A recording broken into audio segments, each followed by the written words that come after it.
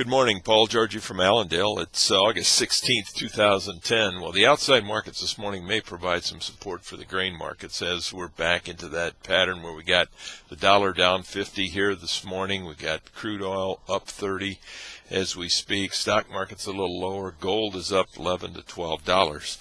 That could carry over into the investment attitude here in the commodities this morning. Other news, weather. That's going to weigh on the markets here today. We had some rain over the weekend and a little more in spots than was expected.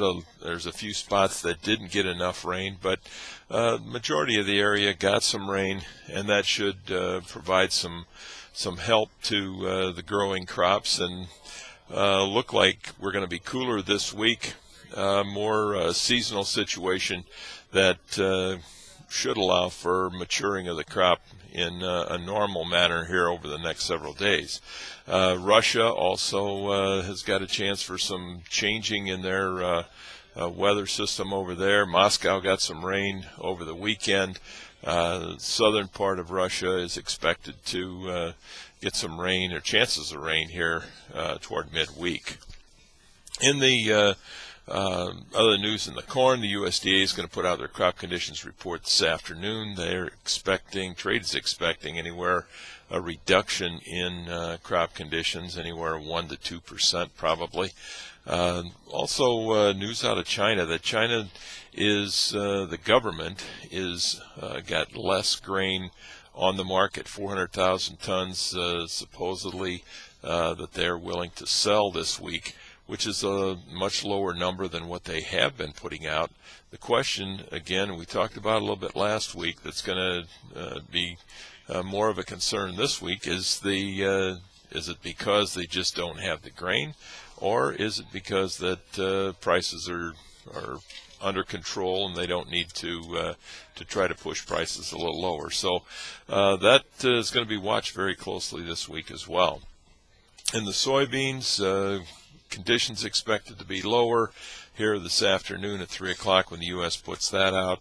NOPA crush came out at 126.2, a little bigger than what the trade estimate was. That could provide us a little bit of support. In the wheat, the Russian situation, the question is the Russians actually going to close their ports? From what report we are getting is the Russian port on the Black Sea is basically quiet. A lot of workers have gone home, and no ships are being loaded. So that export ban looks like it's in effect starting here this weekend.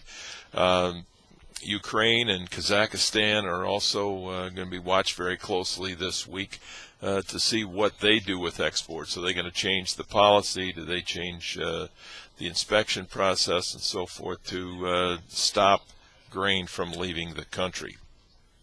Technically, corn, we got resistance at 430, support at 418.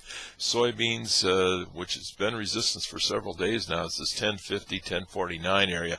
We'll have to watch that very closely. If we punch through that to the upside, it appears like there could be more stops working there.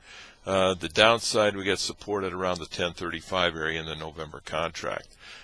Wheat, big range there where support and resistance is. Resistance around 756, but probably a more important number in the wheat in the D's contract is the 712 area, 710 area. And if we would break that to the downside, we could open up the door for probably another sharp break here in that nearby wheat contract. Over in the livestock, we got cattle cutout values changed very little on Friday, up 28 cents in the choice to 154.56. The select was up 29 to 147.31. The cash cattle trade expected to be steady, firm here this week. We've got values have improved. The cutout values have improved over the last few days, and the packer margins should have improved a little bit. So with the firmer tone last week, we expect steady firm here this week as we go into a market that has a little tighter supplies. Weight gains have been a little slower. due to the extreme heat. The hog trade, cutout values there were up 18 cents. The news out on Friday, however, Russia did make an announcement on Friday that they will begin importing U.S. chicken starting Monday. And that has kind of been a surprise. It's been negotiated here with the USDA for several weeks. A few weeks ago, they said they would import poultry, and then it was a halt again, and never really got any word out of Russia. And now they said, "Yep, we're going to do it." They cleared 68 facilities here in the U.S. out of a possible 87. So that was announced late on Friday. That could be supported to the hog market here this morning. So we're calling hogs steady higher, cattle mixed right now. Hogs have got technical support around 73.15 in the October contract. 75.45 is our resistance area. In the cattle, we got support at 94.42 and then resistance up at 96.22 here today. If you got any questions, give us a call here at Allendale at 800-262-7538. We'd love to have you give us a call, help us out with the crop survey, the annual yield survey that we're doing. It's been a very successful survey over the years because we feel that you know your fields better than anybody else. So give us a call or go to the website, fill out the questionnaire there. It would be very helpful and very appreciated. Thank you. Have a great day, and we'll talk to you tomorrow morning.